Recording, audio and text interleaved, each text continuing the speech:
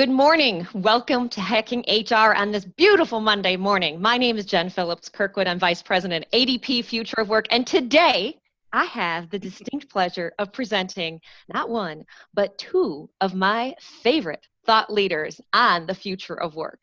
So what better to open the new world of work with Dr. Jean Meister, founding partner and author, if you've not read her books, you must, of The Future Workplace, and Dr. Terry Horton, founder and CEO of Future Path. Welcome, ladies. Welcome. Thank you so much. And thank you, Enrique and Hacking HR. This is an awesome event. Absolutely. Is this not exciting? And with over 4,000 people that are live commenting, folks, we are reading your comments. There is no presentation. There is no PowerPoint. This is all live and raw and interacting. And when we talk experience in the future of work, there is no better way to lean in and start to understand that than by sharing your comments and your feedback along the way. And we'll be calling them out as we can. So when you think digital and you think this new world of work, AI, augmented reality, virtual reality, bots, chatbots, robotic process automation. What in the world does it all mean? Can we just start with the simple question, why? And so, Dr. Terry, would you please help us and our audience understand, what is this new world of work? Thank you very much, Jen. The new world of work as we enter Industry 4.0 is very, very dynamic, and it is really an extension of Industry 3.0, which was really all about the internet and access to information. Now it is about hyperconnectivity. It is the Internet of Things and blurring the lines between reality and technology. And what that means to organizations really is it's an opportunity to leverage data, people, and technology in game-changing ways to solve problems, more competitive, enter new markets, and it really impacts everything from business strategy to organizational design and how we recruit, attract, and retain talent. So I just love to hit the pause button sometimes on vendors that are schlepping so much hype. You need AI, you need bots, you need chatbots, you need all this different technology, all to impact the experience. I'd like to just pause and say, Jean, can you please help us understand from an intentional piece here, because I see many executives sometimes struggle with this question, what is this thing called the future of work? Yeah, Jen, and I get that question all the time, and I think it's important to set the context, and the best way to set the context is to think about this quote. The pace of change has never been this fast, and it will never be this slow again. Think about all the changes that we have experienced in our personal lives and how real and online and real time is where it's at. And think about the expectations we bring as consumers into the workplace, right? We expect a consumer grade experience, and that is really amplifying the pace of change for our leaders, and I think is posing a real challenge for HR. This is their moment to act now and understand the needs, the changing needs of their workforce, and optimize the employee experience. So I think I read from Statistica that by 2020, it's 75 billion with a B devices that will be IoT. So from today's with the baby monitors to the fridge and orderings to our voice activated devices with Alexa and Siri and Google, is it no wonder that the workforce would have that same type of expectation now in their working lives? Absolutely. And I think that the other big thing that I see is humans will be joining a new blended workforce. And you just mentioned Siri and Alexa. And this new blended workforce will be humans, bots, and gig workers. So the whole dynamic of who works, how they work, where they work, why they work is drastically changing. And that's what I mean about the pace of change has never been this fast, but will never be this slow again. All the dynamics are vastly changing. All our assumptions as business leaders and especially HR leaders are just being thrown out. So we have to really work with our team, right? This is a team sport to prepare a strategy for how to engage with this new workforce in the world of work. And it's such an identifying theme globally. And looking at our audience today, from Indianapolis, Indiana, to Jakarta, to Florida, to Barcelona, to Australia, welcome all. But we seriously are united by this idea that the future of work has changed. And let's not remember that the future work is not the future is now. So Dr. Terry, let's dissect and break down a little bit of what Jean has shared with us on how work has changed. Can you kind of give me some examples on how work has changed within the organization? Definitely. What's really unique is that organizations now have an opportunity to combine technologies in very unique ways to solve problems. One of the examples that I like to cite is the experience today of a call center customer service rep who is empowered and enabled by natural language processing, sentiment analysis, machine learning, and predictive AI to be able to answer questions for customers that call in, and to be able to delight them in ways that they may not have been able to do before with prompting. And the logic behind that is that it can reduce call times, call wait times, and create a better experience online for customers that are calling in. This is exemplified across a variety of industries and functions. In fact, I like the quote by scientist Andrew Ng, who says that AI is the new electricity and that it will impact every sector and every function, not to mention how we live and play, our lives out through this process. So I saw a couple cool comments on the chat stream. One is, can you give us examples of what we're talking about? And we absolutely are getting to get into some use case and specific examples to show how you match up the why in the future of work to the why does it matter now, and how do I prioritize to get there? And then the second piece, I love the fact that gig workers are human too. Like, shout out to you. I love that quote. Jean, can you tell me a little bit, why do you think this person is saying gig workers are human too? That's a great quote. They definitely are human. What I was saying is full-time workers, gig workers, and bots are, and each of them bring something new to the table, right? To the workforce. But you were asking for examples, and I think I have a couple that I'd like to share. One of our clients, and I know your audience is global, is the largest bank in Southeast Asia, and they wanted to reinvent how they source their wealth managers, and that was a big job family where they were spending a lot of time looking for exactly the right candidate. So they decided to build from scratch their own bot to help them do this job, and they launched it about a year and a half ago, and they had the as expected results, right? A huge, a big ability to decrease the time to find candidates, right? And about 80% decrease. So they were able to find their top candidates faster. But and we've seen that across the board from companies that are using bots in the talent acquisition sphere. But one of the really interesting things is that this bank created a new job role in their talent acquisition function, and it was called chatbot coach. And this individual, yes, was a human, and their responsibility was really orienting, training, and retraining the knowledge and that was at the core of the algorithms in the bot. And often we forget, well, how does the bot continue? How does the AI or machine learning solution continue to come up with the best answers, or, you know, in this case, sourcing the best candidates?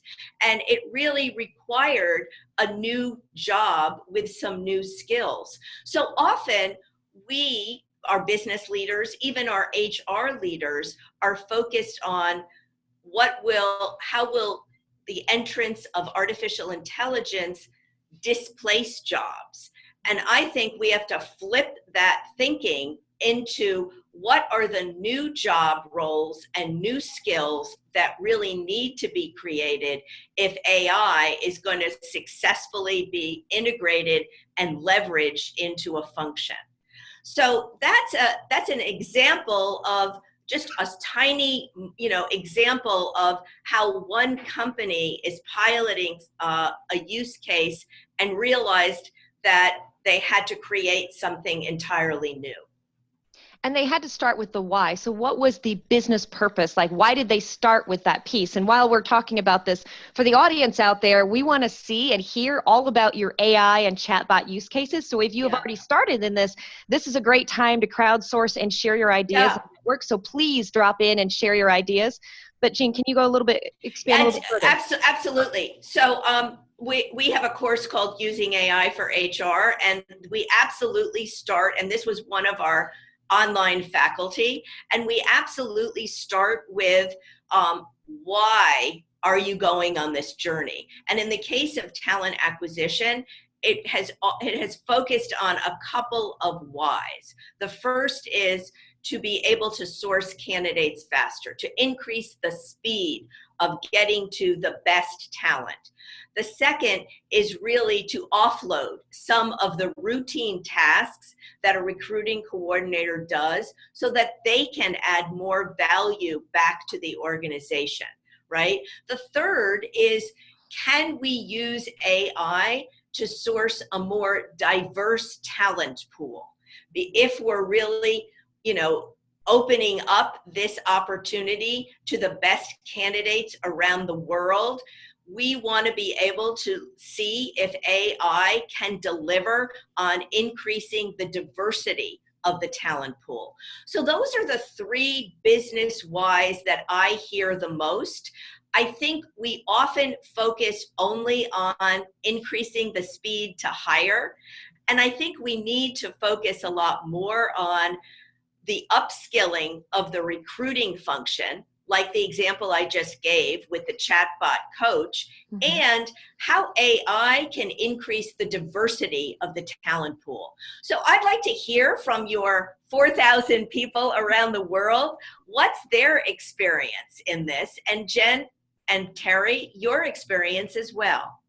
And let me throw to Dr. Terry for a minute, because Dr. Terry, I just got a really fascinating question that right on the heels of what Jean has said, I think it makes perfect sense. So shout out to Rachel Korb out there.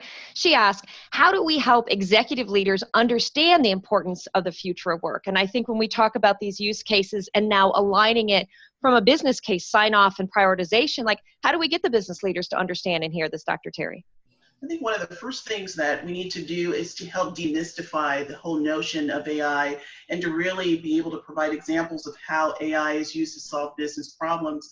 What I come across a lot is there's a lot of daylight between paradigms of thought really around what AI is and what it can do. And so, have one tribe of folks who believe that AI will take all of our jobs and maybe kill us all. And the other side of that is that, the ability to transform businesses digitally and processes with AI is way far off in the future, and that's not the case. So the first thing is to help and really understand how AI is being used now. Perhaps you can give examples of how AI is being used across industries and functions.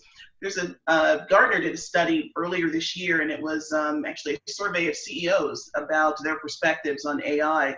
And what was fascinating is that one of the results was that CEOs see AI as a core capability for driving growth. And in fact, it made the list of the top 5 priorities for CEOs moving forward, particularly for 2020. So I think the conversations about the realities around AI and the ability to use AI in a business context to solve problems, I think those conversations, the daylight or the amount of space between realizing what it can do and where we are and how that can impact business, I think the conversations get simpler over time. Okay. Yeah, I think we have to recognize the confusion in the marketplace, and Terry, you stated it, demystify it, right? I mean, there's so many varying statistics, depending on whether you think AI is going to displace 30% of all the jobs by 2030, or whether you're a proponent of Gartner, which says, no, wait a minute, AI is going to create more jobs than it displaces by 2022, right? So I think one of the ways is to apply this business lens, right? What are your competitors, both current and future, doing in using AI across the organization? So it's not, I wouldn't just have an HR conversation, right? It's really, how is this used as a way to help the organization reach its business goals faster, from customer service to operations to engineering, and yes, to AI, to HR. So I think that's what's needed, to have this business lens. And I think any leader is going to want to know what's their competition doing here, so that they can learn from it. I like what a couple of our viewers have said in our audience today. Giselle Moda, yes, Enrique, hybrid roles of human plus tech. And I really like that idea that we really are leveraging not just a pure AI strategy. And I think there was another comment, Katerina, that's right on the heels of that, saying, I like the focus on how we transform jobs and work so employers can shift to those value add activities like you spoke about in your reasoning, Jane. And then Lindsay added, and I really, really want to amplify this point, because I think this is what is in the heart and souls of so many executives that we meet with, is candidly acknowledging the fear. Are we keeping up? And how about those ethical guidelines around AI before we allow the machines to perpetuate? Well done, Lindsay. So thoughts on that, Dr. Terry? Yeah, the whole notion of how AI will transform work, I like Jean's point about that. It's really about the conversation shouldn't really be centered on how AI will eliminate jobs. The bigger threat and the bigger piece, from my view, is taking a look at how jobs will be transformed. So as organizations continue to flatten, combine departments, combine roles, extract tasks from those roles and replace them with AI systems, delivering a higher level of value becomes very specific to the role. So for an example, we talked about how the recruitment process is transformed. And we've got AI systems that will rank candidates, evaluate hundreds of resumes in a matter of minutes, and even interviewing platforms that use biometric and psychometric analysis to assess candidates. And so by extracting those functions really in the candidate selection process, HR folks on the recruitment side can focus more on becoming industry experts, market experts, building deeper consultative relationships with functional area managers to help them really understand how work is transforming and what that means to them in the context of teams and the talent that they need today and for tomorrow. So let's talk about why that is, though, why that's so important. I just read a study on CNET by IBM reporting that 120 million workers, 120 million, are going to be retrained due to the AI impact. And that really has, what they're reporting is, as the root cause of the skill shortage that's in there. So when we're talking about realigning HR resources and really starting to focus on a root cause within this future of work of why we're working so different, it's the skill shortage. Jean, Dr. Terry, you want to talk a little bit about that? Yeah. We at Future Workplace partnered with Wiley Education Services, and we asked executives about closing the skills gap, and they actually 64% of HR leaders admit that there is a significant skills gap in their organizations, and they just can't find the talent they need. So the question is, I think, the numbers speak for themselves. I think we actually have to move beyond numbers and really look at what can organizations do. And I think it's summed up in 2 words. They have to be bold. And this especially for HR leaders. So what do I mean about being bold? I think the first thing is they have to adopt more of a skills-based hiring practice, meaning, where are the candidates that have the skills, the knowledge, the capabilities, but not necessarily a 4-year degree? And in our study, we actually found 90% of HR leaders for the first time are willing to look for candidates and go through the hiring process for those let's call them candidates that have the skills but don't have the degree. And we're beginning to find with more research from Burning Glass that actually companies say they need a degree, but when they actually go back to look at who has those jobs inside the company, a lot of them don't have a college degree. So number one, I think companies, to close the skill gap, have to apply skills-based hiring. Number two, they have to be bold by creating new types of educational partnerships, moving beyond traditional training vendors, institutions of higher education, to apprenticeships, to totally new types of relationships, mentoring, MOOCs with certifications. So those are just a few of the ways that I think we need to focus more on how do we close the skill gap beyond just recognizing there is a skill gap.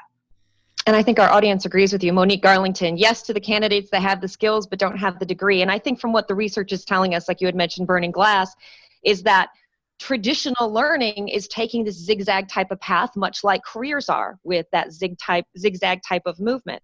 So Dr. Terry, tell us a little bit about the skills shortage and what folks are doing with this new way of learning in terms of the MOOCs and some of the specific skills. Because when I think of manufacturing, not just the financial or high tech, but I think of manufacturing and those gritty skills that they really are looking for. So often those executives go and look, future work is great, all the AI in the world is great, but if we don't get people in the seat to fill the jobs, that's the piece at the end of the day that our leaders really care about. Help me out there. Certainly. You have really interesting data around skills gaps, and we see them really fall into two camps. And so we see skills gaps on the hard skill side and also on the soft skill side. And so in addition to having a high level of functional expertise, we're watching a growing need for skills around collaboration, problem solving, complex problem solving at that, and high level of understanding around analytics and the need for digital and AI fluency. And AI fluency in the context of understanding AI in a business business context.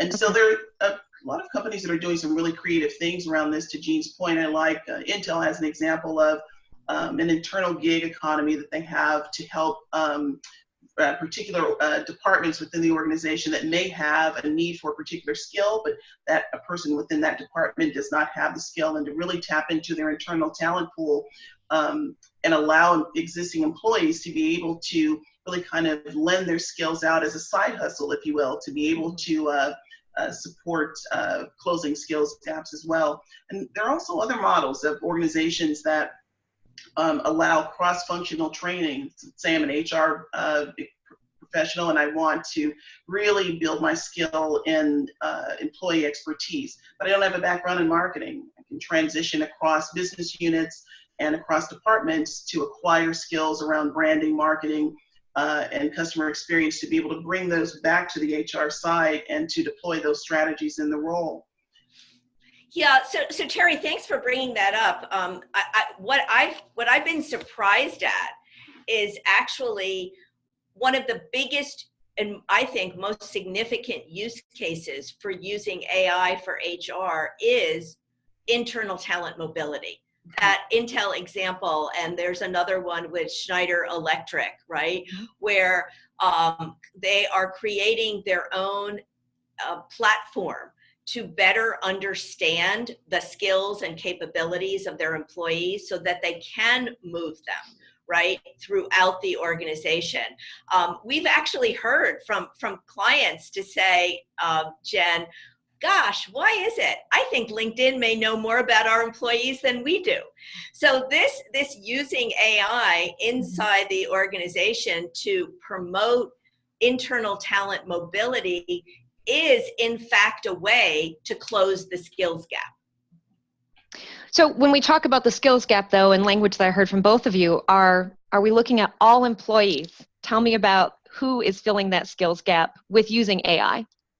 Because our audience is actually talking a lot gig, but I know there's a lot of companies that say we don't use gig workers. I think there's some really interesting data around some of the fastest growing areas of gig work, and one of the fastest growing areas happens to be an executive level contingent work for executives that have a high level of experience in the C-suite, have great academic credentials and pedigrees, but very, very precise skills that are very precise skills and expertise as well. And we're seeing an increase in the usage of these type of gig workers from every area across, from supply chain management to M&A, and even on the HR side for organizational design. Absolutely.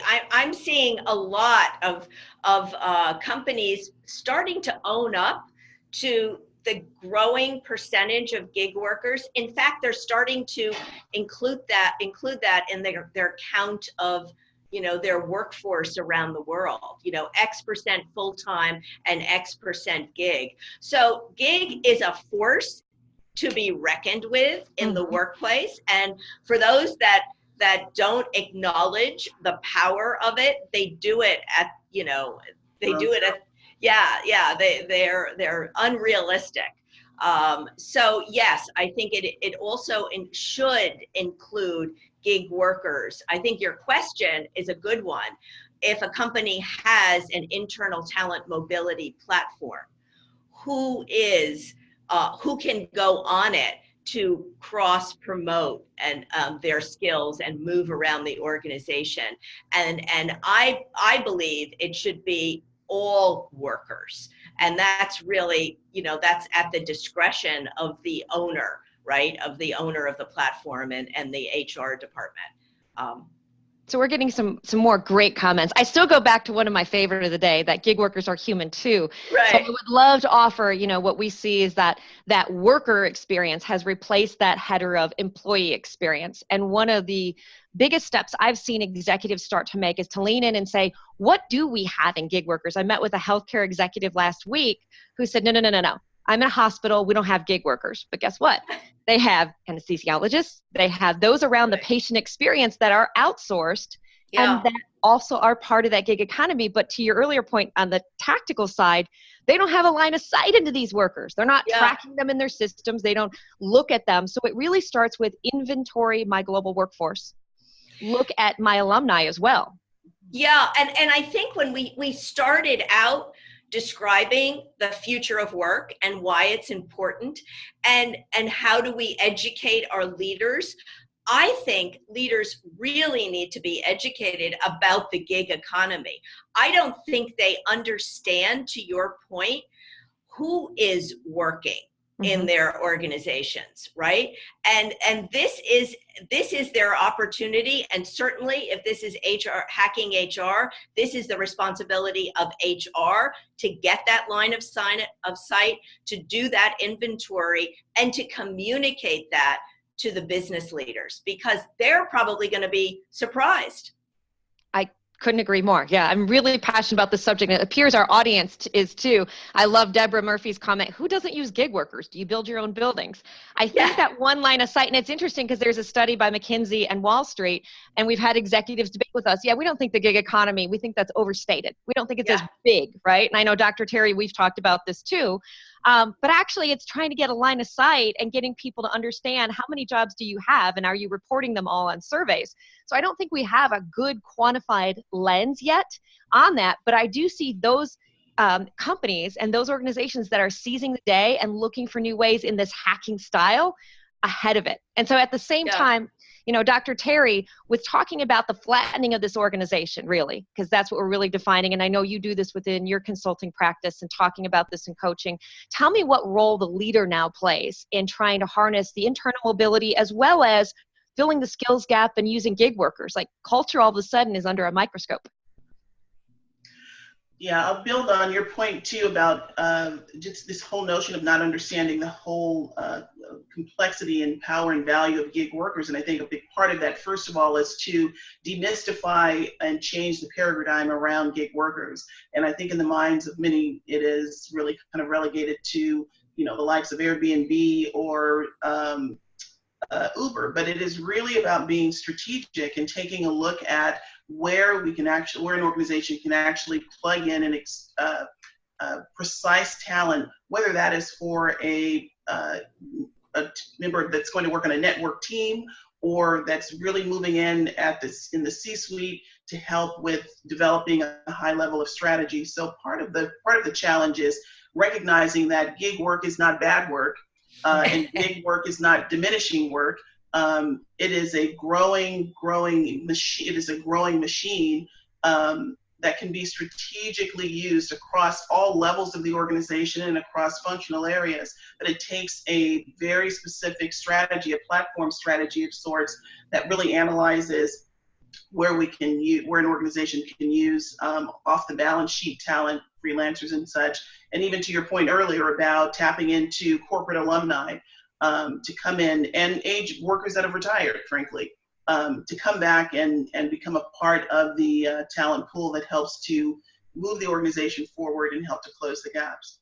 This, to Jean's point, it requires bold thinking and really looking at people differently, valuing them and adding humanity to the role, of course, but really looking at plugging in people to fill gaps, to build strategy, and to extend the business.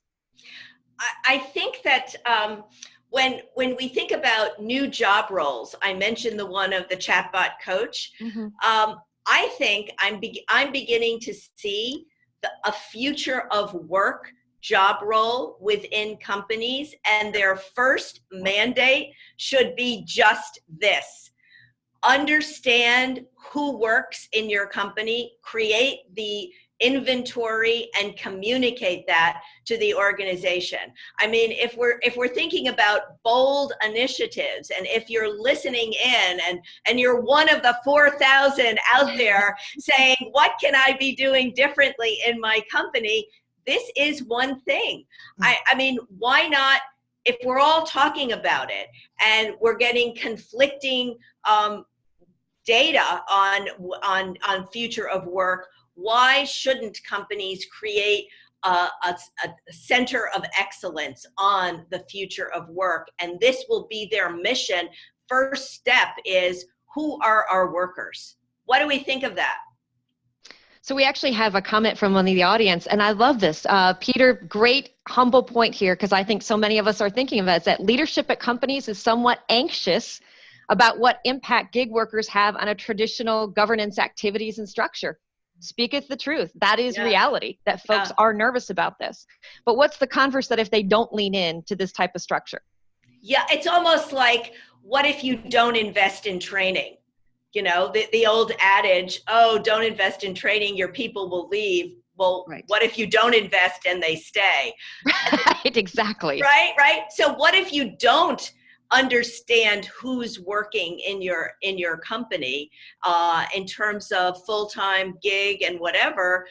Then what happens? It's the same. You can apply the same thinking here. So better to be bold and take the initiative, take the problem by the throat, if you will, and really put a team together to understand how to grapple with it.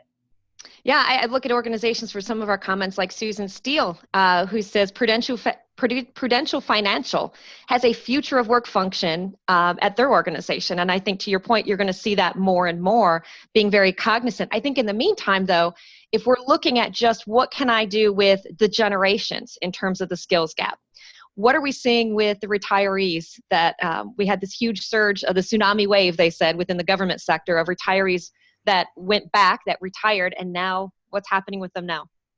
Well, I've heard it called the silver tsunami, which silver I love. Silver tsunami, yes. Right? And the statistic is by 2024, something like 25-26% of workers will be over 55, right? And so I don't think companies really have a strategy for this. I think there's a lot of one-off initiatives. I think there's, they'll do mentoring, or they'll come back as faculty inside corporate training programs. But sadly, I haven't really seen a company take a strategic approach to how can we use their knowledge to further our goals and invite them back in. I mean, if anyone has some great examples, I contribute regularly for Forbes. I'd like to hear about it, but I've heard a lot of one-offs, and one-offs are not going to get us anywhere. I would agree with you in that respect as well. I have not seen a lot of use cases in that regard. I think there's thought around managing an aging workforce, but not clear strategies. I did see one that was really interesting to me, and it was from BMW, and it was really about creating or improving the level of productivity across the manufacturing line. And it was an example of how they actively went back and recruited employees who had retired, and then augmented the work a bit with benches and seating around across the line, so that would accommodate perhaps any physical challenges that might prevail. And they were able to, in this particular example, increase productivity by 7%. But to Jean's point again, you get an overarching strategy. The aging workforce is not going away. We are living longer, and we are expecting to work longer. And so putting together a clear strategy of not only bringing back retirees, but even in the way that we advertise for and recruit for positions in ways that will be appealing to workers that are older, and then have strategic ways of being able to not just use them in the role, but to even extract more of their expertise and to leverage that and use that in other areas of the organization. So our comments continue. KO3 has shined in and said benefits for gig workers should be the same as permanent employee. And recently Google extended benefits for its temporary employees, just like permanent employees. So back to that worker concept. So It looks like our whole audience is agreeing. We've got to do something. We have to tap into this. We need to be treating everyone as workers, and that culture really needs to be more expansive across all the generations and across all the types of workers and how they are. And really, they're all suggesting with the leader concept, the leader being a really big lever to pull to accelerate it. But let's talk about how we actually do this, because someone brought this up earlier. Tell me about the impact of being agile in order to try to execute, not just build the business case, but now, how do I possibly tackle this and start in leveraging agile HR, especially on this worker experience?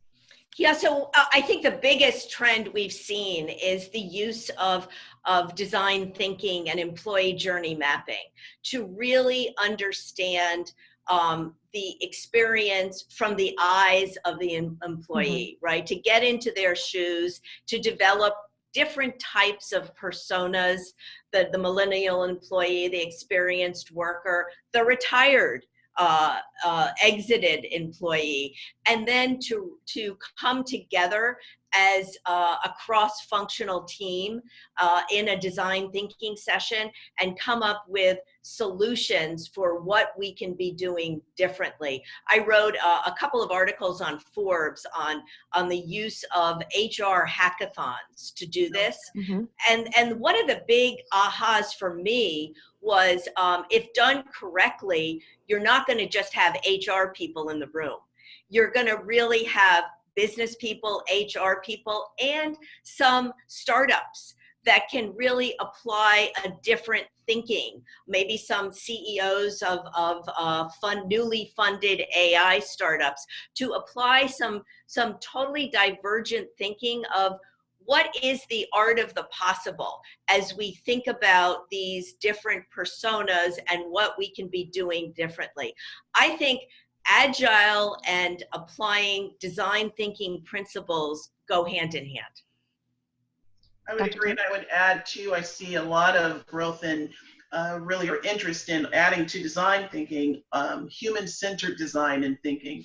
And that builds on the example Jean gave, and we're really borrowing my former life. I was a marketing person in media and marketing, advertising, and branding, and so it's really delightful to see so many of the concepts and applications of marketing transition over to HR. And one of the ones that's most exciting to me is really around customer experience. Employees expect the same types of relationships with their employers, and particularly millennials and Gen Z, that they have with their favorite brands. They want to have a sense of attachment, community. They want their employers to represent and stand for some of the things that are most important to them in the context of what they value. They want development, they want training, they want a vested interest or a demonstration thereof. Mm-hmm. And so, and really building out an employee experience across the entire employee life cycle, there's not one solution for that. It requires that HR really kind of slows down, and to Jean's point, do persona building across employees, across generations, to come up with personalized and customized solutions that will delight and engage employees. If we really argue that at the end of the day, the future of work is about having the best talent, that means that we need to be able to attract the best talent. And part of being able to attract and keep them is really centered on what types of experiences we create for them across the time that they're with us. So, go ahead. No, please, Dr. Terry. I was going to say too, and to the point about gig workers, I'm really passionate about that as well. I'm an adjunct instructor with a couple of universities, and so I really feel and hear some of the comments and perspectives of the audience as they post notes about the humanity, if you will, of gig workers. And so I add to that, I go back to the same argument. If our goal as organizations is to attract the best talent, and we realize that we have skills shortages, and many of which can't be filled with an internal talent, and we can't build it out or take the time to train ourselves.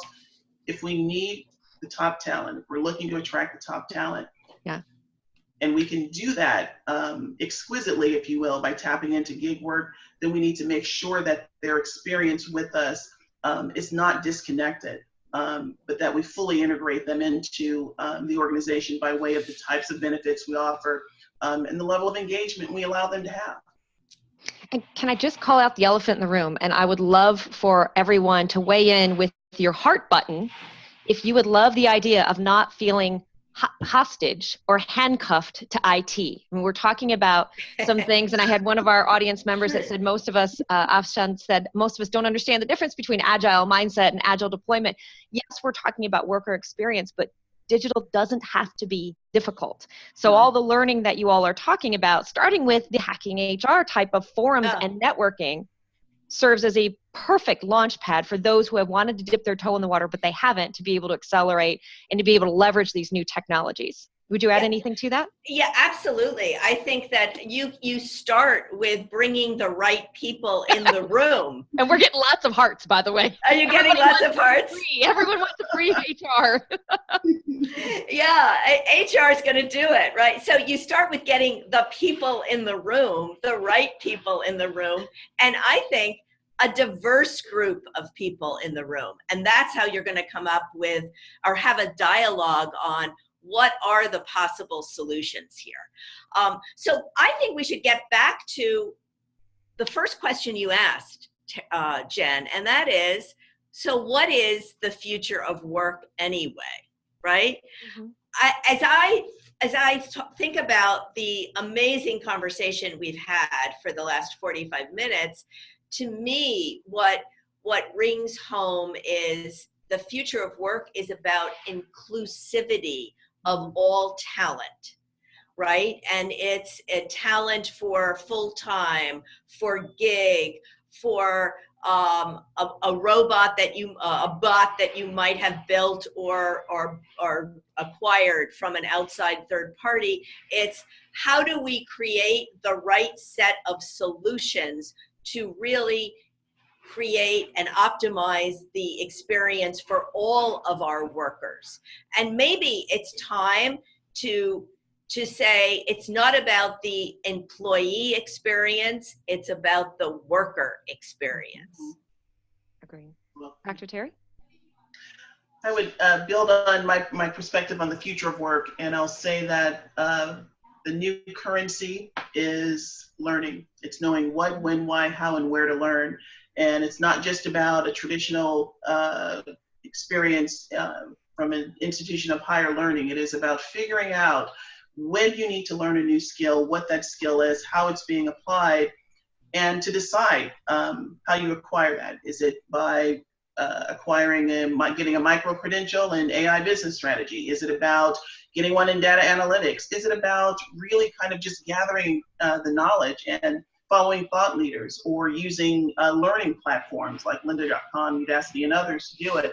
But the key is learning how to learn and knowing what to learn and staying ahead of the curve. It requires a lot of resilience and in order to do all of that, because we will be constantly reinventing and retraining and reskilling over and over again.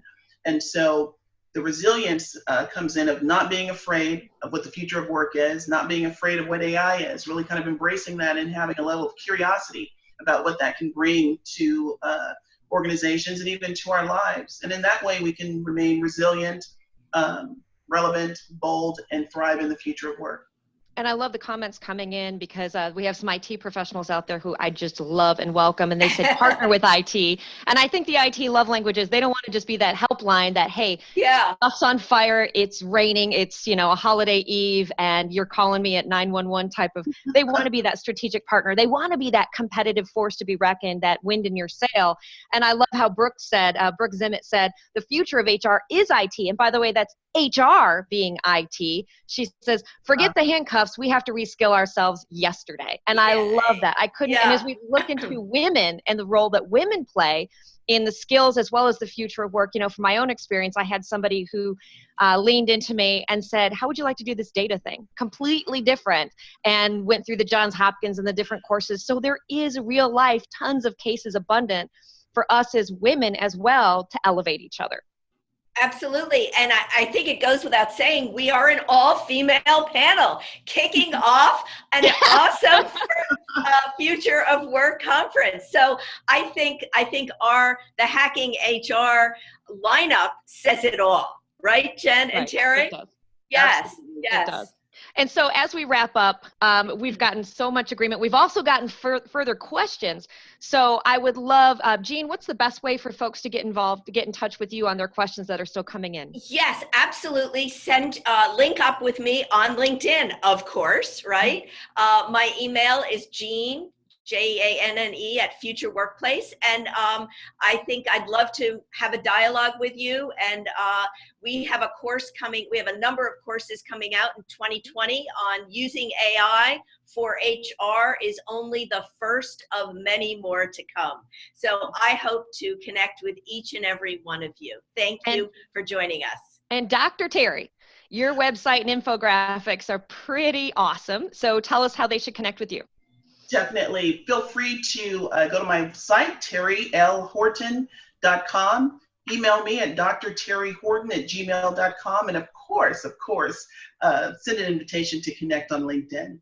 And guys, this was just the first of many panels to come. So next up, grab your next coffee or your Red Bull and get ready for HR transformation for the future of work. With that, thank you, Enrique Rubio. Thank you all for being a phenomenal audience. What a great way to start a Monday. And we will talk to you soon. And thank you.